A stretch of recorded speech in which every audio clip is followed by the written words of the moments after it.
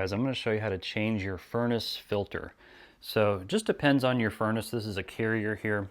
Air's is going to be down here at this door, and it just depends on your type of furnace. Usually it may be standing upright like that, something that you slide a door and it just slides on out.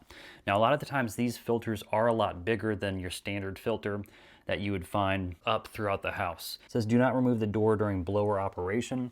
Before you do this, ours just kind of opens up and that door kind of pops off. Now you can just see what's already in there and then pick up the same thing. Now this is a Honeywell Home 16 by 25 by 4. It has a MERV of 8 and an FPR of 8. And this is the filter performance rating.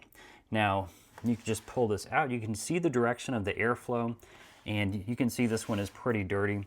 On Airs, there's like an alarm to change it every 5-6 months or so. I just went to Home Depot, picked up another one, same exact one. It does come in a pack of 2.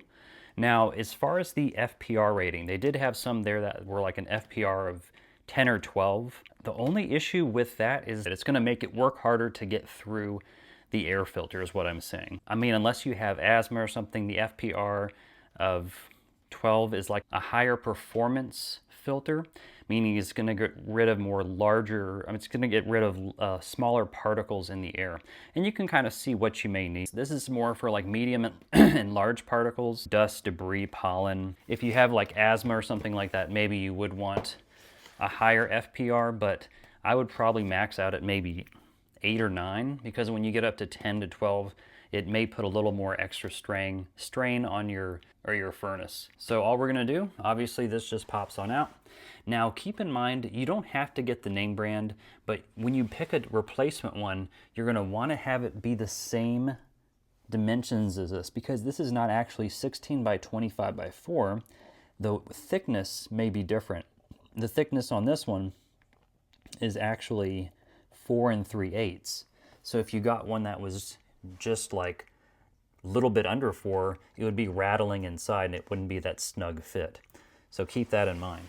So we'll go ahead and just pop this out, note the airflow, and I mean, if you forget how it comes out, obviously the air is going to be flowing up into the home, and we'll go ahead.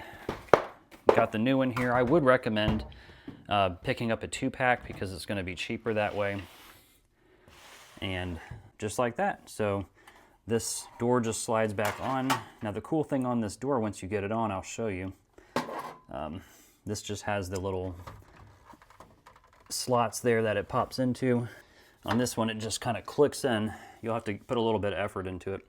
But you can see on here on the top, it has a little counter. So November, you can put when it's due next. So we're replacing it in February. I hope this video helped out, guys, and you can go ahead and turn your furnace or HVAC blower back on, and you'll be good to go.